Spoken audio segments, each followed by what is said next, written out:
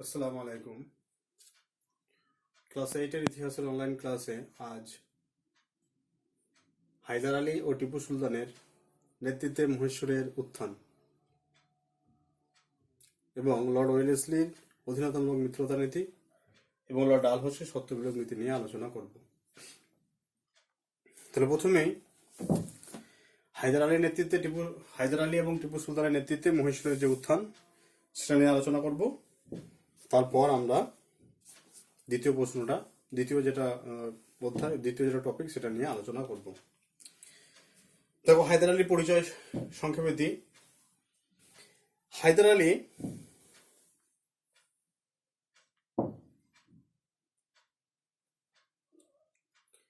মুঘল সাম্রাজ্যের ধ্বংসস্তূপের উপর হায়দার আলী একটি স্বাধীন মহীশূর রাজ্য প্রতিষ্ঠা করেন। হায়দার আলী ছিলেন নিরক্ষর। তিনি একজন অশ্বারোহী সৈনিক হিসেবে জীবন শুরু করেছিলেন এবং নিজের দক্ষতা এবং যোগ্যতার বলে 1761 খ্রিস্টাব্দে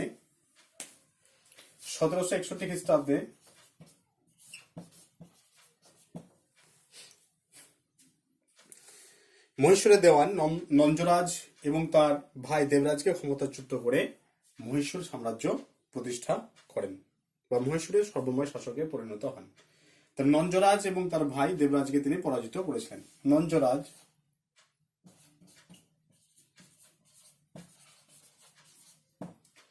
আর তার ভাই দেবরাজ এই দুজনকে পরাজিত করে তিনি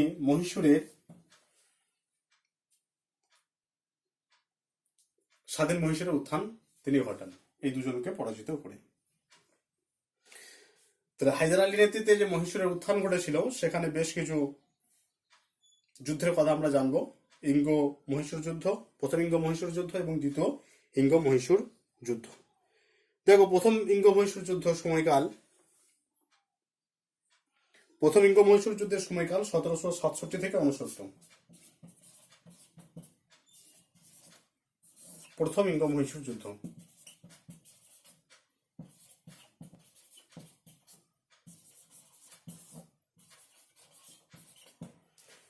মহীশূর যুদ্ধের সময়কাল 1767 থেকে 69। হায়দার আলীর নেতৃত্বে মহীশূরের উত্থানে দক্ষিণ ভারতের তিন প্রধান শক্তি মারাঠা, নিজাম এবং ইংরেজ। মারাঠা,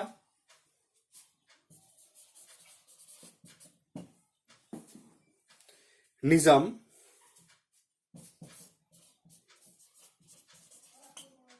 এবং ইংরেজ। মারাঠা, নিজাম এবং ইংরেজ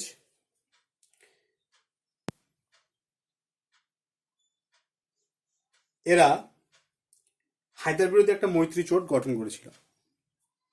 হায়দার বিরুদ্ধে একটা মৈত্রী জোট গঠন করে মারাঠা, নিজাম এবং ইংরেজ।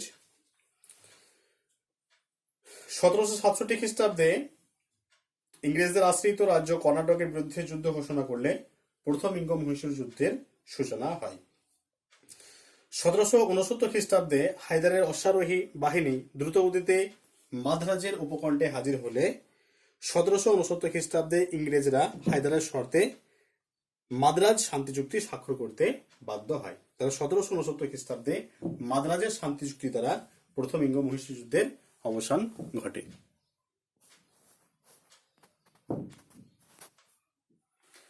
1769 খ্রিস্টাব্দে মাদ্রাজের শান্তি চুক্তি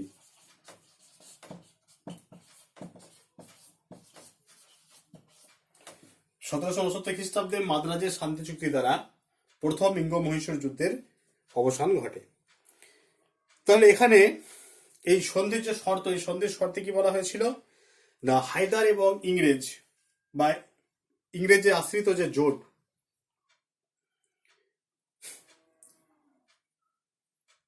মারাঠা, নিজাম এবং ইংরেজদের যে জোট, সেই জোট, মৈত্রী জোট এবং হায়দার একে অপরের বিজিত স্থানগুলো ফিরিয়ে দেবে।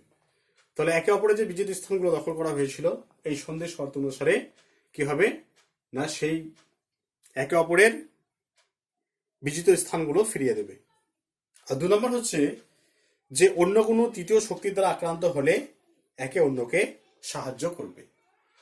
অন্য কোনো শক্তি ধরো আক্রমণ করেছে কেউ, তৃতীয় শক্তি যদি আক্রমণ করে তাহলে কিন্তু একে অপরকে সাহায্য করবে।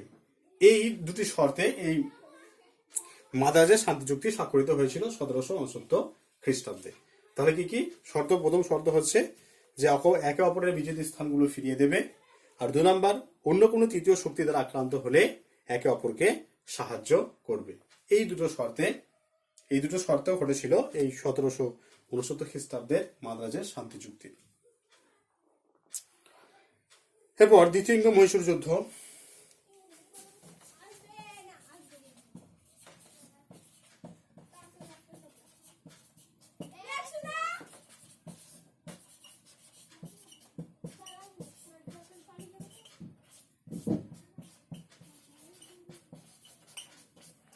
সতেরোশো আশি থেকে 84 সাময়িক যুদ্ধবিরতির পর 1778 খ্রিস্টাব্দে দ্বিতীয় ইঙ্গ মহীশূর যুদ্ধ সূচনা হয়। এর কারণ কি না, 1771 খ্রিস্টাব্দে মারাঠারা মহীশূর আক্রমণ করলে হায়দার ইংরেজদের আশ্রয় চেয়েছিল, কিন্তু ইংরেজরা তাদের কোনো আশ্রয় দেয়নি। তার যেহেতু মাদ্রাজের শান্তি চুক্তিতে বলা হয়েছিল যে কোনো বিজিত একে অপর যদি অন্য কোনো তৃতীয় শক্তি দ্বারা আক্রান্ত হয় তাহলে একে অপরকে সাহায্য করবে, সেই শর্ত অনুসারে কিন্তু হায়দার সাহায্য চেয়েছিল ইংরেজদের, কিন্তু ইংরেজরা তাদেরকে কোনো সাহায্য করেনি। 2 নম্বর 1778 খ্রিস্টাব্দে আমেরিকার স্বাধীনতা যুদ্ধ শুরু হলে ইংরেজরা হায়দারের বিনা অনুমতিতে মহীশূরের অন্তর্গত ফরাসি বাণিজ্য ঘাঁটি মাহে দখল করলে হায়দার নিজাম মারাঠা এবং মহীশূরে একটি জোট স্থাপন করে ইংরেজদের বিরুদ্ধে যুদ্ধ ঘোষণা করে। যেহেতু মাহে ফরাসিদের উপনিবেশ ছিল, যেটা ছিল হায়দারের অধীনে, সেটা কিন্তু বিনা পারমিশনে বিনা অনুমতিতে ইংরেজরা দখল করে। এতে হায়দার খুব ক্ষিপ্ত হয় এবং নিজাম মারাঠা এবং মহীশূর এই 3টি জোট মিলে একটা জোট তৈরি হয় এবং ইংরেজদের বিরুদ্ধে যুদ্ধ ঘোষণা করে। যুদ্ধের প্রথম পর্বে হায়দার তীব্র আক্রমণ চালিয়ে কর্ণাটকের রাজধানী আরকোট দখল করে। এর ফলে ইংরেজরা 1782 খ্রিস্টাব্দে মারাঠাদের সঙ্গে সলবাইয়ের সন্ধি স্বাক্ষর করতে বাধ্য হয়। 1782 খ্রিস্টাব্দে সলবাইয়ের যে সন্ধি, এই সলবাই সন্ধি স্বাক্ষর করতে বাধ্য হয়।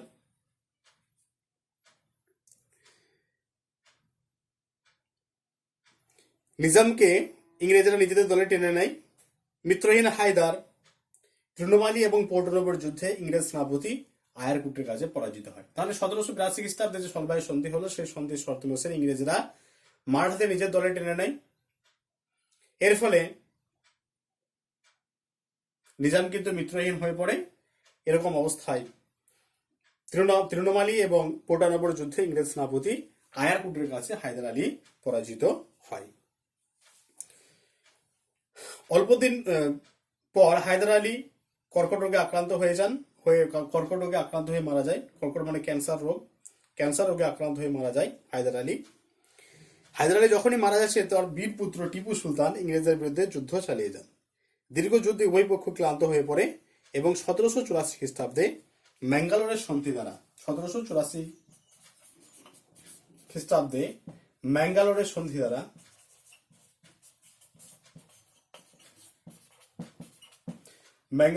দ্বারা কি হয়, দ্বিতীয় ইঙ্গ মহীশূর যুদ্ধের অবসান ঘটে। 1784 খ্রিস্টাব্দে ম্যাঙ্গালোরের সন্ধি দ্বারা দ্বিতীয় ইঙ্গ মহীশূর যুদ্ধের পরিসমাপ্তি ঘটে এবং একে অপরের অধিকৃত স্থানগুলি ফিরিয়ে দেয়। একে অপরের যে সমস্ত বিজিত স্থানগুলো দখল করেছিল এই ম্যাঙ্গালোরের সন্ধির শর্ত অনুসারে সেই জায়গাগুলো একে অপরকে ফিরিয়ে দেয়। এরপর তৃতীয় ইঙ্গ মহীশূর যুদ্ধ।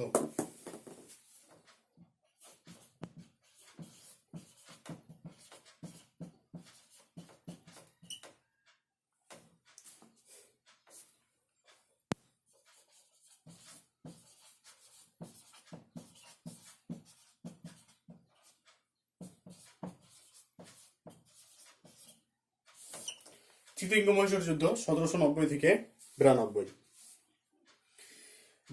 দ্বিতীয় ইঙ্গ-মহীশূর যুদ্ধের পরিসমাপ্তি ঘটলে টিপু সুলতান এবং ইংরেজরা উভয় কিন্তু জানতেন যে আবার যুদ্ধ বাঁধবে, তাই দুপক্ষই যুদ্ধের প্রস্তুতি শুরু করে। হায়দার আলীর মৃত্যুর পর টিপু সুলতান সেই স্থানটি দখল করেন এবং যথেষ্ট যোগ্যতার পরিচয় দেন। এরপর দেখো, টিপু সুলতান যুদ্ধের প্রস্তুতির জন্য ফরাসিদের সঙ্গে যোগাযোগ স্থাপন করে, মরিশাস, কাবুল এবং কনস্টান্টিনোপলে দূত পাঠান। নিজের শক্তি বৃদ্ধির জন্য তিনি কিন্তু পুরোপুরিভাবে কিন্তু ফরাসিদের তিনি সাপোর্ট চাইছেন এই যুদ্ধে জয়লাভের জন্য। 2 নম্বর, ইংরেজরা নিজামের সঙ্গে 1789 খ্রিস্টাব্দে সামরিক চুক্তি স্বাক্ষর করে। 3 নম্বর, লর্ড কর্নওয়ালিস নিজামের কাছে ইংরেজদের মিত্র রাজ্যগুলির একটি তালিকা দেয়।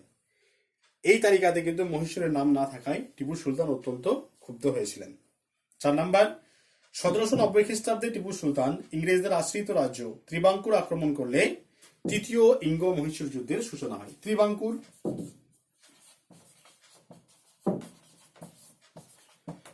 আক্রমণ করলে 1790 খ্রিস্টাব্দে টিপু সুলতান ইংরেজদের আশ্রিত, ত্রিবাঙ্কুর ছিল ইংরেজদের আশ্রিত, ইংরেজদের আশ্রিত এই ত্রিবাঙ্কুর 1790 খ্রিস্টাব্দে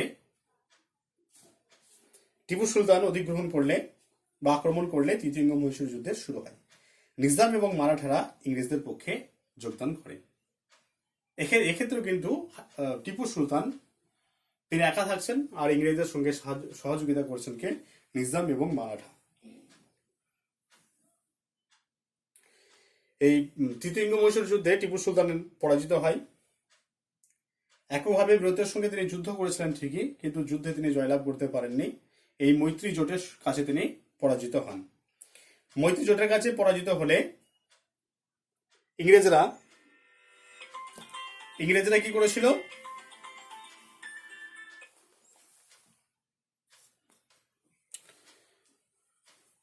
টিপু সুলতান এককভাবে বীরত্বের সঙ্গে যুদ্ধ করেছিলেন ঠিকই, কিন্তু এই যুদ্ধে তিনি জয়লাভ করতে পারেননি।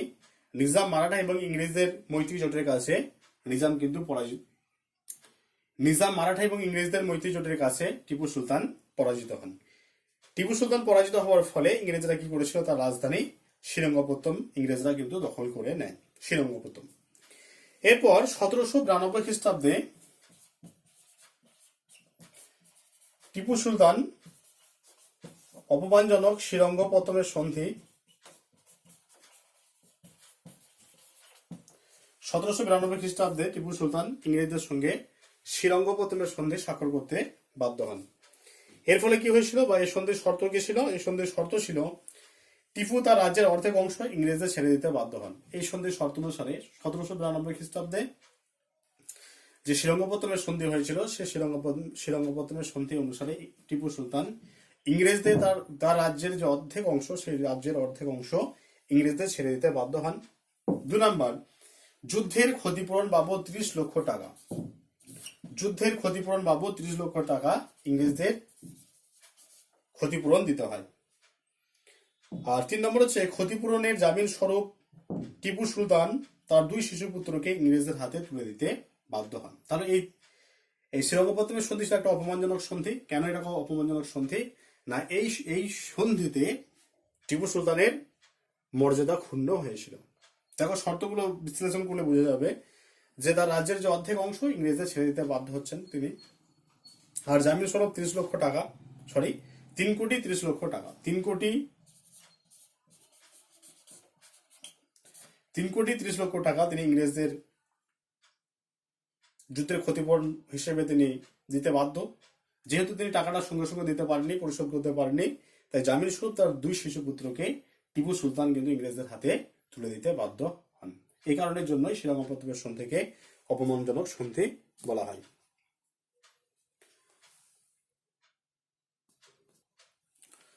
এরপর চতুর্থ ইঙ্গ-মহীশূর যুদ্ধ।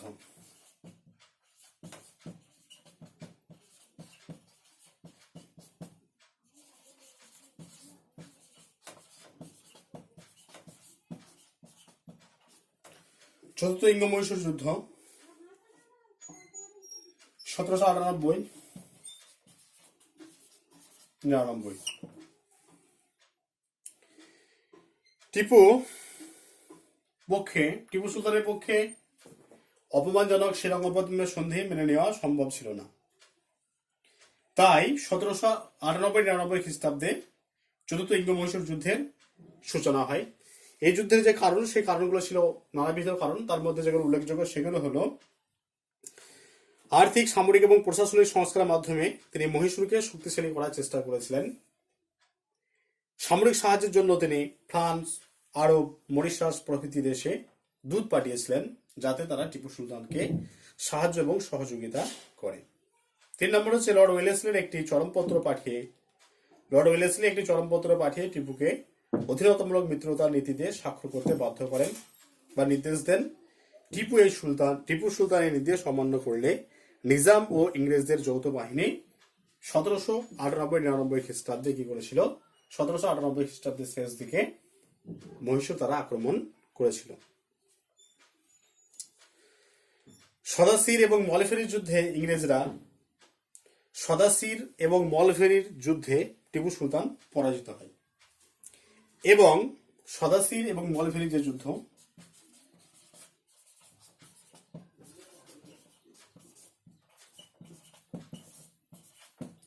সদাসির ও মলফেরির যুদ্ধে টিপু সুলতান পরাজিত হয়ে রাজধানী শ্রীরঙ্গপত্তমে তিনি আশ্রয় নেন। ইংরেজ বাহিনীর সঙ্গে শ্রীরঙ্গপত্তমের যুদ্ধে তিনি পরাজিত এবং নিহত হন। এর ফলে স্বাধীন মহীশূর রাজ্যের পতন ঘটে 1799 খ্রিস্টাব্দে। তাহলে টিপু সুলতান এই যুদ্ধে নিহত হলে 1799 খ্রিস্টাব্দে স্বাধীন যে মহীশূর রাজ্য, সেই মহীশূর রাজ্যের পতন ঘটে।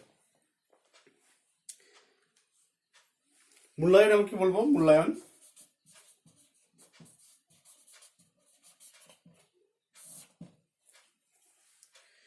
মহীশূরের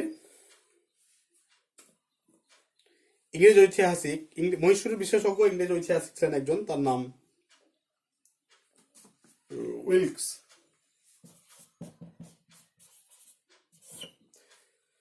তার মতে Hyder was born to create an empire but Tipu to lose it. Hyder সাম্রাজ্য সৃষ্টির জন্য তৈরি হয়েছিলেন বা জন্ম নিয়েছিলেন, আর টিপু তা ধ্বংস করার জন্য বা হারানোর জন্য জন্ম নেন। এটা বলছিলেন উইলকস নামে একজন ইংরেজ ঐতিহাসিক। কিন্তু এই উক্তি ঠিক নয়। সমসাময়িক রাজাদের মধ্যে তিনি ছিলেন অনেক স্বাধীন চেতা, আন্তর্জাতিক রাজনৈতিক জ্ঞান তার ছিল, সামরিক সংগঠনে তিনি দক্ষ ছিলেন। তার পিতার মতো রণদক্ষতা তার ছিল না ঠিকই, এবং টিপু সুলতান কি করেছিলেন? নিজের সাম্রাজ্যকে টিকিয়ে রাখার জন্য তিনি বিভিন্ন দেশে দূত পাঠিয়েছিলেন, কিন্তু তাদের কাছে কোনো ইতিবাচক তিনি সাড়া পাননি।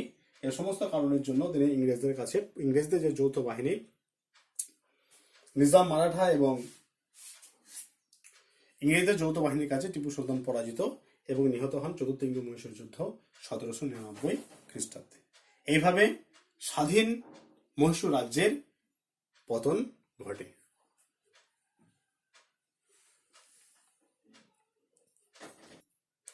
দেখো, এরপর আলোচনা করব লর্ড ওয়েলেসলির অধীনতামূলক মিত্রতা নীতি নিয়ে। লর্ড ওয়েলেসলি ছিলেন ব্রিটিশ ভারতের একজন বড়লাট। ভারতবর্ষে যে ব্রিটিশ সাম্রাজ্য বিস্তার, সেই ব্রিটিশ সাম্রাজ্য বিস্তারের বেশ কিছু উদ্দেশ্য ছিল। তার মধ্যে যেটা উল্লেখযোগ্য সেটা হচ্ছে ব্রিটিশ সাম্রাজ্য প্রতিষ্ঠা করা। লর্ড ওয়েলেসলি চেয়েছিলেন ভারতবর্ষে ব্রিটিশ সাম্রাজ্য প্রতিষ্ঠা করা। তিনি মনে করতেন যে ইংরেজিদের সভ্যতা এবং শাসন ব্যবস্থা হলো শ্রেষ্ঠ, এবং ভারতীয় যারা রাজা তারা অত্যাচারী এবং নীতিহীন। তাই ভারতবর্ষের সুশাসন প্রতিষ্ঠা করার জন্য ইংরেজদের নীতি অবশ্যই ভারতবর্ষে প্রতিষ্ঠা করা দরকার। ইংল্যান্ডের শিল্প বিপ্লবের যে পণ্য সামগ্রী, সেই পণ্য সামগ্রী বিক্রির একটা বড় বাজার হিসেবে তিনি ভারতবর্ষকে দেখেছিলেন। তাই তিনি ভারতবর্ষে ব্রিটিশ সাম্রাজ্য প্রতিষ্ঠা করতে চেয়েছিলেন। আর ভারতবর্ষে ইংরেজদের প্রধান শত্রু ছিল ফরাসিরা। তাই ফরাসিদের চিরতরে বিনাশ ঘটানোর জন্য লর্ড ওয়েলেসলি কিন্তু ভারতবর্ষে সাম্রাজ্য প্রতিষ্ঠা করতে চেয়েছিলেন।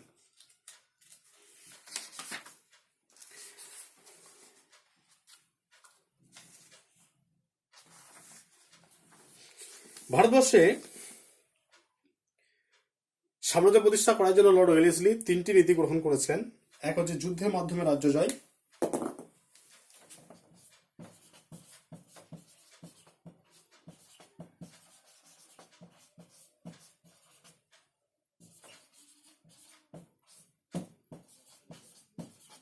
যুদ্ধের মাধ্যমে রাজ্য জয়, 2 হচ্ছে ছলনা, ছলনার সাহায্যে বা ছলনার মাধ্যমে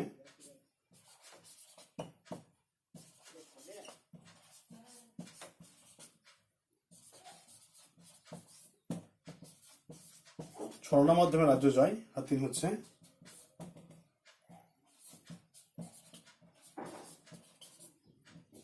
অধীনতামূলক মিত্রতা নীতি।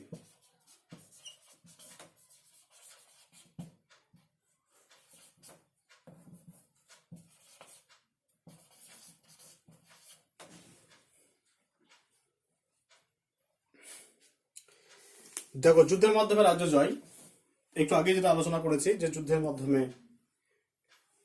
লর্ড ওয়েলেসলি মহীশূর রাজ্যের পতন ঘটিয়েছিলেন বা মহীশূর রাজ্যটাই তিনি নিজ সাম্রাজ্যভুক্ত করেন। আর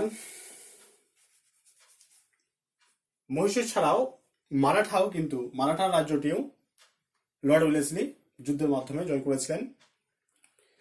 ছলনার মাধ্যমে রাজ্য জয়, লর্ড ওয়েলেসলি ছলনার আশ্রয় নিয়ে তাঞ্জোর, সুরাট এবং কর্ণাটক এই 3টি রাজ্য তিনি জয় করেছিলেন। আর অধীনতামূলক মিত্রতা নীতি 1798 খ্রিস্টাব্দে অধীনতামূলক মিত্রতা নীতি প্রবর্তন করেছিলেন লর্ড ওয়েলেসলি 1798 খ্রিস্টাব্দে। এই নীতি অনুযায়ী কোন দেশীয় রাজ্য যদি এই নীতিতে আবদ্ধ হয় তাহলে কি হবে, সে রাজ্যে নিরাপত্তা দেবে ব্রিটিশরা। দেশীয় রাজ্যে একদল ইংরেজ সেনাপতি থাকবে বা ইংরেজরা থাকবে এবং সেই ইংরেজদের দায়ভার, ইংরেজ সৈন্যবাহিনীর দায়ভার বহন করবে দেশীয় রাজ্য। আর যে রাজ্যটা এই অধীনতামূলক মিত্রতা নীতিতে আবদ্ধ হবে সে কিন্তু অন্য কোনো শক্তির সঙ্গে যুদ্ধ বা শান্তি স্থাপন করতে পারবে না। আর রাজ্যটিতে একদল ইংরেজ রেসিডেন্ট থাকবেন এবং সেই রেসিডেন্টদের যে ব্যয়ভার, খরচ খরচা যে হবে সেই খরচ খরচা বহন করতে হবে দেশীয় রাজ্যটিকে। আর দেশীয় রাজ্যটি নিজস্ব সৈন্যবাহিনী বলে কিছু থাকবে না, নিজস্ব সৈন্যবাহিনীকে কিন্তু পুরোপুরি ভেঙে ফেলা হবে। আর অর্থাৎ অধীনতামূলক মিত্রতা নীতি স্বাক্ষর করা অর্থ হলোই কিন্তু দেশীয় রাজ্যের যে স্বাধীনতা সেই স্বাধীনতাকে বিসর্জন দেওয়া। 1798 খ্রিস্টাব্দে হায়দ্রাবাদ, 1801 খ্রিস্টাব্দে অযোধ্যা এবং 1802 খ্রিস্টাব্দে সিন্ধিয়া এবং ভোঁসলে এরা এই অধীনতামূলক মিত্রতা নীতিতে স্বাক্ষর করেছিল।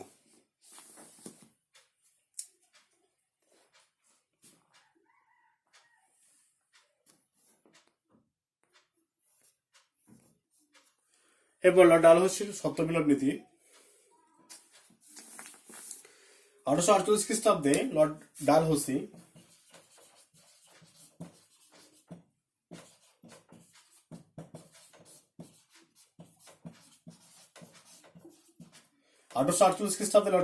সত্যবিলোপ নীতির প্রবর্তন ঘটান ভারতবর্ষে। লর্ড ডালহৌসির উদ্দেশ্য কি ছিল?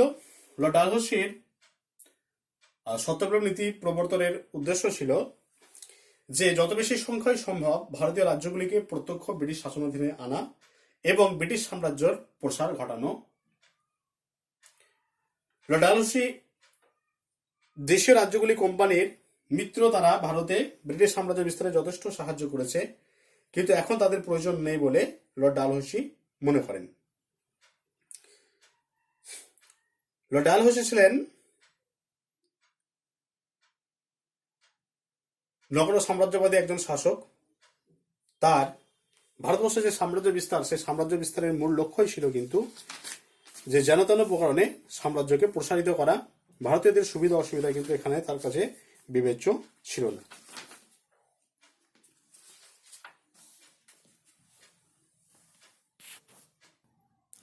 দেখো, 76 মন্বন্তরটা একটু বলে দিই। 76 মন্বন্তর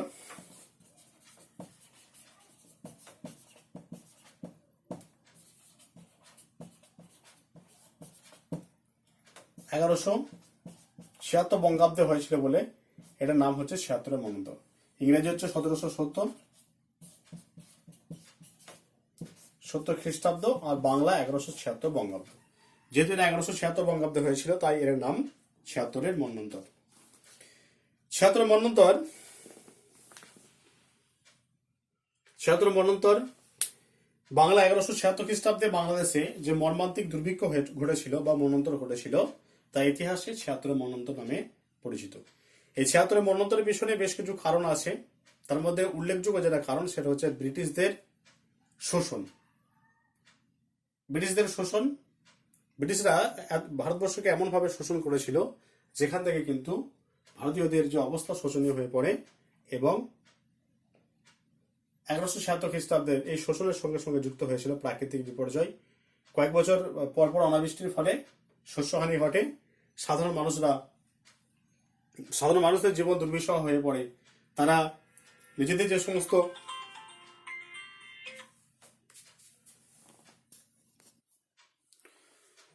এর ফলে বাংলাদেশে 1176 বঙ্গাব্দে যে মন্বন্তর হয়েছিল, তা 76 মন্বন্তর নামে পরিচিত। এর ফলাফল দেখো, দুর্ভিক্ষের সময় মানুষ অন্যভাবে অখাদ্য কুখাদ্য খাওয়ার ফলে বাংলার 1/3 মানুষ মারা যায়। মন্বন্তরে অসংখ্য কৃষক, তাঁতি, শিল্পী, কারিগর, কুম্ভকার এদের মৃত্যু হয়। বাংলা কৃষি এবং শিল্প ক্ষতিগ্রস্ত হয়।